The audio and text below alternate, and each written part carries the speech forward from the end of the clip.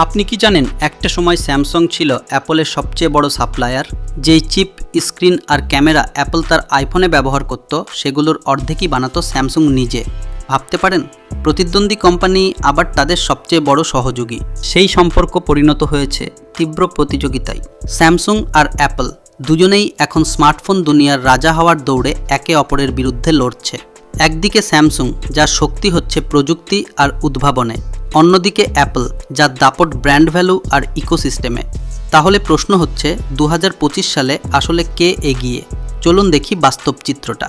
Smartphone বাজারের এই দ্বৈরথ কেবল দুটি প্রতিষ্ঠানের মধ্যে প্রতিযোগিতা নয়, এটি দুটি ভিন্ন প্রযুক্তিগত দর্শনের সংঘাত। 2025 সালে এসে অ্যাপল তাদের আইফোন 17 সিরিজের মাধ্যমে এবং স্যামসাং তাদের গ্যালাক্সি জেড ফোল্ড 7-এর মাধ্যমে যে অস্ত্র নিয়ে আসছে তা কেবল হার্ডওয়্যারের উৎকর্ষ নয়, বরং এটি হলো এআই এর ভবিষ্যৎ দখলের লড়াই। এই মুহূর্তে বৈশ্বিক স্মার্টফোন শিপমেন্টের চিত্রে স্যামসাং 20% বাজার শেয়ার নিয়ে সামান্য এগিয়ে আছে, তবে অ্যাপল 17% বাজার শেয়ার নিয়ে প্রিমিয়াম সেগমেন্টে শক্তিশালী প্রবৃদ্ধি বজায় রেখে তীব্র প্রতিদ্বন্দ্বিতা তৈরি করেছে। এই বাজারের গতিপথ এখন আর গতানুগতিক ডিজাইন বা ক্যামেরার মেগাপিক্সেল দ্বারা নির্ধারিত হচ্ছে না। 2025 সালে এসে প্রথাগত স্মার্টফোন শব্দটি তার প্রাসঙ্গিকতা হারাচ্ছে। আমরা প্রবেশ করছি এআই ফোনের যুগে। একটি এআই ফোন হলো এমন একটি মোবাইল ডিভাইস যেখানে জেনারেটিভ আর্টিফিশিয়াল ইন্টেলিজেন্স বিচ্ছিন্ন অ্যাপ্লিকেশনের মধ্যে সীমাবদ্ধ না থেকে কোর অপারেটিং সিস্টেমে গভীরভাবে যুক্ত থাকে। এই গভীর একীকরণের মূল ভিত্তি হল নিউরাল প্রসেসিং ইউনিট বা এনপিইউ এর মতো বিশেষ হার্ডওয়্যার, যা জটিল এআই মডেলগুলিকে ডিভাইসের মধ্যেই দক্ষতার সাথে চালাতে সক্ষম। টেকনোলজি জগতের এই বিশাল লড়াইয়ের কারণগুলো জানতে চাইলে এখনই আমাদের চ্যানেলটিকে সাবস্ক্রাইব করুন, বেল আইকনটি ক্লিক করুন এবং ভিডিওটি ভালো লাগলে একটি লাইক দিতে ভুলবেন না। এছাড়া আপনার কমেন্ট আমাদের জন্য খুবই গুরুত্বপূর্ণ। প্রসেসিং মডেলের দিক থেকে এই নতুন ডিভাইসগুলি হাইব্রিড এআই আর্কিটেকচারে কাজ করবে। এর অর্থ হলো গোপনীয়তা রক্ষা এবং কম ল্যাটেন্সির সাথে দ্রুত কাজ সম্পন্ন করার জন্য ফোনগুলো অন ডিভাইস এনপিইউ ব্যবহার করবে। যেহেতু বাজার পূর্বাভাস দিচ্ছে যে 2025 সালের মোট স্মার্টফোন বিক্রির 30% এআই এনেবলড ফোন হবে, তাই ব্র্যান্ডসগুলির মূল ফোকাস এখন পারফরমেন্সের জন্য এআই এর ব্যবহারিক উপযোগিতার দিকে ঝুঁকে পড়েছে। মূল প্রতিযোগিতা এখন এই বিষয়ে যে কিভাবে নতুন ডিভাইসগুলি ব্যবহারকারীকে রিঅ্যাক্টিভ থেকে প্রোঅ্যাক্টিভ সহকারী হিসেবে কাজ করতে সাহায্য করে, যা ব্যবহারকারীর দৈনন্দিন কাজকে আরও সহজ করে তুলবে। চিপসেট প্রযুক্তিতে অ্যাপল তাদের নেতৃত্ব বজায় রাখার জন্য আইফোন 17 প্রোতে A19 প্রো চিপ এনেছে। এটি সবচেয়ে শক্তিশালী এবং দক্ষ চিপ হিসাবে পরিচিত। উন্নত তাপ ব্যবস্থাপনার জন্য অ্যাপল নকশা করা ভেপার চেম্বারের সাথে যুক্ত হয়ে A19 প্রো পূর্ববর্তী প্রজন্মের তুলনায় 40% পর্যন্ত উন্নত স্থিতিশীল পারফরম্যান্স দিতে পারে। এই স্থিতিশীল শক্তি গেমিং, ভিডিও এডিটিং এবং বড় স্থানীয় ভাষা মডেল LLM চালানোর মতো পেশাদার কাজের জন্য অপরিহার্য। চিপটিতে একটি 16 কোর নিউরাল ইঞ্জিন এবং জিপিইউ কোরে নিউরাল অ্যাক্সিলারেটর রয়েছে, যা স্থানীয় এআই মডেলগুলির কর্মক্ষমতা বাড়ায়। অন্যদিকে Samsung Galaxy Z fold 7A সম্ভবত Snapdragon 8 elite for Galaxy chipset ব্যবহার করা হয়েছে। যদিও এই চিপসেটটি ফোল্ডেবল ডিভাইসের বহুমুখী উৎপাদনশীলতা নিশ্চিত করার জন্য শক্তিশালী, কিন্তু স্থিতিশীল এবং নিরবচ্ছিন্ন প্রোটাস্ক পারফরম্যান্সের ক্ষেত্রে A19 প্রো একটি সুস্পষ্ট সুবিধা প্রদান করছে। ডিজাইনের ক্ষেত্রে স্যামসাং প্রথাগত স্মার্টফোনের স্থূলতা কাটিয়ে ওঠার চেষ্টা করেছে। গ্যালাক্সি জেড ফোল্ড 7K সিরিজের সবচেয়ে পাতলা এবং হালকা ডিভাইস হিসেবে ডিজাইন করা হয়েছে। এর ওজন মাত্র 215 গ্রাম, যা গ্যালাক্সি S25 আলট্রা এর মতো স্ল্যাব ফোনের চেয়েও হালকা। এর মাধ্যমে স্যামসাং ফোল্ডেবল ডিভাইসের প্রধান বাধা অর্থাৎ ওজন ও স্থূলতা দূর করতে সক্ষম হয়েছে।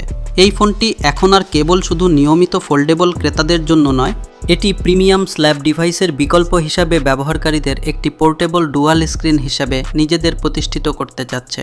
ফোল্ড করা অবস্থায় এর কভার ডিসপ্লে এখন 6.5 ইঞ্চি এবং 21:9 অনুপাতের একটি চওড়া স্ক্রিন, যা এটিকে ফোল্ডেড মোডে টাইপিং ও ব্রাউজিংয়ের জন্য আরও সহজ করে তোলে। বিপরীতে অ্যাপল তাদের ঐতিহ্যবাহী স্ল্যাব ডিজাইন বজায় রেখেছে। আইফোন 17-এর ওজন প্রায় 170 গ্রাম। বাজারের তথ্য থেকে জানা যায় ফোল্ডেবল ডিভাইসগুলি ধীরে ধীরে প্রিমিয়াম নিশের মধ্যে জনপ্রিয়তা পাচ্ছে। এবং 2025 থেকে 2046 সালে বার্ষিক 6% প্রবৃদ্ধি আশা করা হচ্ছে। ক্যামেরা প্রযুক্তির ক্ষেত্রে দুই প্রতিষ্ঠানের উদ্দেশ্য ভিন্ন। স্যামসাং গ্যালাক্সি Z Fold 7-এ 200 megapixel high resolution main lens, pro visual engine এবং AI পাওয়ার্ড নাইট্রোগ্রাফি যুক্ত করেছে। এটি ভারী ডেটা এবং ব্যবহারকারী কেন্দ্রিক এডিটিংয়ে জোর দেয়, যেমন জেনারেটিভ এডিটের মাধ্যমে দ্রুত অবজেক্ট অপসারণের সুবিধা। এই বৈশিষ্ট্যগুলি দ্রুত শেয়ারিং এবং উচ্চ রেজলিউশন প্রিন্টের জন্য অত্যন্ত কার্যকর। অন্যদিকে অ্যাপল তাদের আইফোন 17 প্রোকে পেশাদার ভিডিওগ্রাফির কেন্দ্রে স্থাপন করেছে।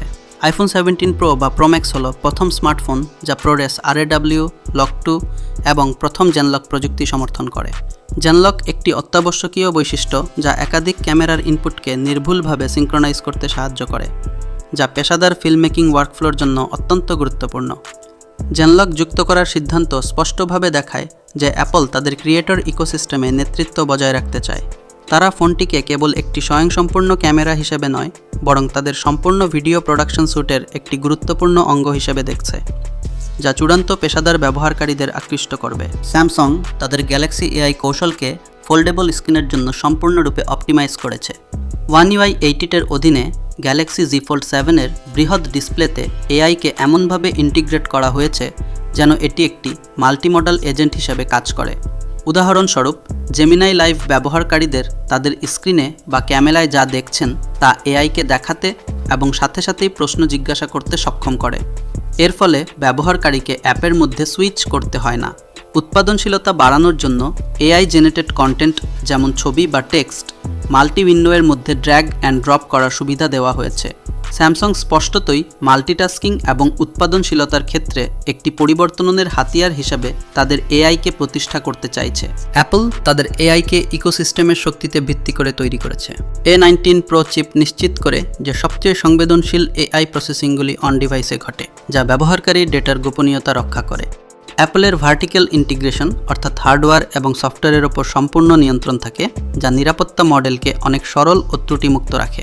iOS-এর ক্লোজড উইন্ডোয়ের কারণে ম্যালওয়্যার এবং অযাচাইকৃত অ্যাপ্লিকেশনের ঝুঁকি কম থাকে। অ্যাপলের ইকোসিস্টেম, যেখানে iPhone, iPad, Mac, Apple watch এবং এয়ারপডসের সাথে এয়ারড্রপ এবং কন্টিনিউটির মাধ্যমে সিমলেসলি যুক্ত থাকে, তা ব্যবহারকারীদের জন্য একটি মসৃণ এবং একক অভিজ্ঞতা প্রদান করে। অ্যাপল তাদের AI-কে ইকোসিস্টেমের নিরাপত্তা ও কার্যকারিতা বাড়ানোর দিকে মনোযোগী। দীর্ঘমেয়াদী সফটওয়্যার সাপোর্টের ক্ষেত্রে স্যামসাং একটি গেম চেঞ্জার ঘোষণা করেছে।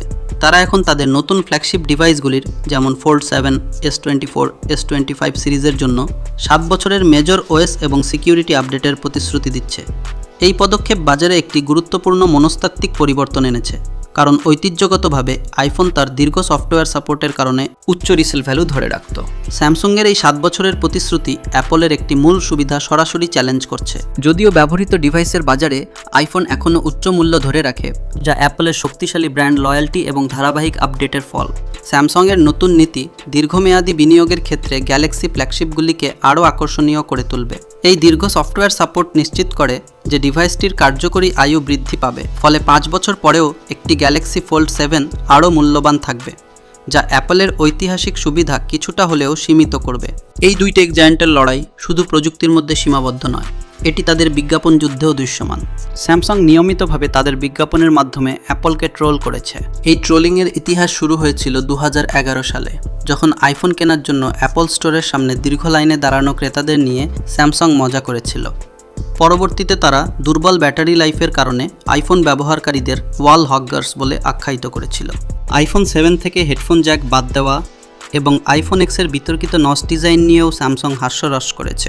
এই আক্রমণাত্মক কৌশল সবসময়ই স্যামসাংয়ের মার্কেটিংয়ের একটি অংশ ছিল। উদাহরণস্বরূপ, অ্যাপল যখন তাদের একটি বিজ্ঞাপনে সৃজনশীল সরঞ্জামগুলি ধ্বংস করার মাধ্যমে নতুন আইপ্যাড প্রো দেখিয়েছিল, তখন স্যামসাং সরাসরি তার পাল্টা জবাব হিসেবে আনক্রাশ বিজ্ঞাপন তৈরি করে।